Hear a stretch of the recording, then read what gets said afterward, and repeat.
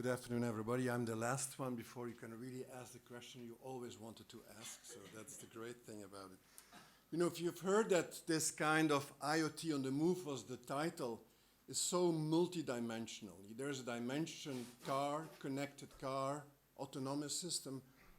There's a dimension car, shared cars, multimodal transport. And you also saw, of course, the presentation about productivity and supply chain.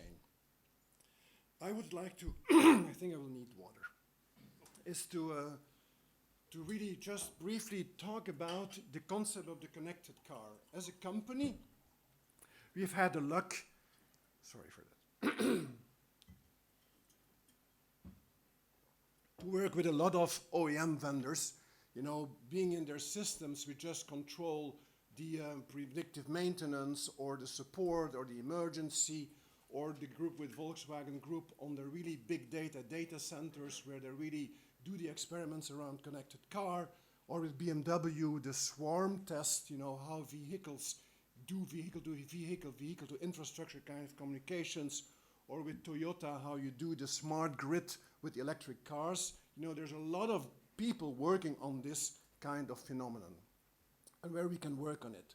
So the first point I wanted to make, the concept about connected car is really coming at full speed. At full speed because the whole idea that you have a car which is once in a life cycle, you know, inspected maybe 4 or 5 times, and you know, you have your purchase. Today it's all about the mobility experience. There's a continuously monitoring of your car. There's a continuously dialogue between you and a lot of, say, IT services. And there is going to be, you will be judged as a car manufacturer on what is your experience and not is what is only your engine and the way your car looks.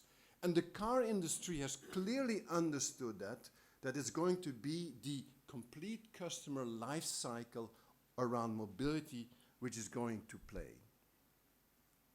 And that really means that if you talk about connected vehicles, you know, we ain't seen nothing yet.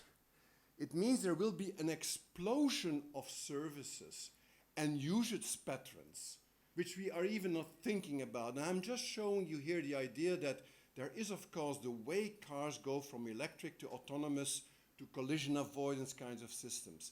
There's the idea how you organize the car sharing, you know, how you organize the multimodal part.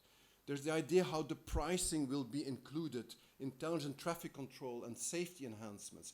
There's the idea about the whole maintenance and fleet management, tracking of the assets, and you know, and manage that. There's so much, and the point we want to make here is that if you talk about cars or mobility, is that in the value chain, where today IT is hardly 10%, people predict, and people like Tesla do that the value chain digital will be more than 60%. And that changes, I think, the whole way we look at mobility. Look at this one. These are the numbers about what number of predictions of vehicle ownership there is. You know, you see that practically there will be around 1.1 billion cars today. By 2030, we will grow 63%, 1.75 billion. They're less than 1% connected now. By 2030, more than 70% connected. So you talk about 1.2 billion cars connected in 2030.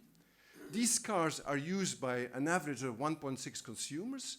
So you will have 1.95 billion people using connected cars.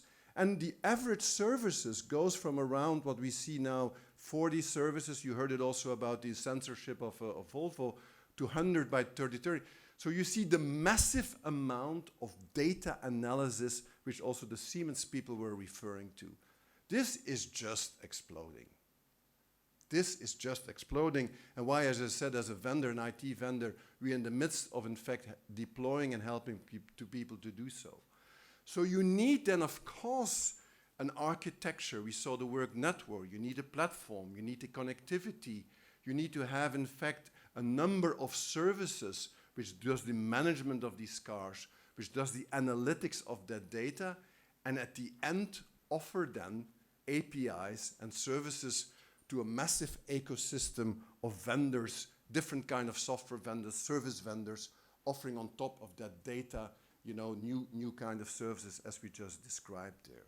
But it's, I think the point I wanted to make is this connected car is there. It is really growing at a rapid pace. If it's massive and it's really from a business perspective, you saw also the numbers of Volvo, the efficiency by their 3D modeling they had there. Same thing will happen, I think, in just connected cars here. And it really leads me then at the end, what I thought the topic of this meeting was, is that this is happening. We should even not, as the EU, argue, what is happening, challenges. It is just happening. The question is, in the regulatory framework, which are the ones which are essential? Which are the ones which really help to develop that business model? Which are the ones which are maybe inhibitors to this? Which are the ones where maybe you should say we should take a completely staged approach about critical infrastructure, not critical infrastructure? Is the internet going to be purely internet or is it going to be splinternet? Because this kind of critical infrastructure requires something different than the internet. So just to say there is a lot as an enabler and at policies to support the momentum which is already underway. And that's, I think, the point I wanted to make as an intro to our discussion. Thank you.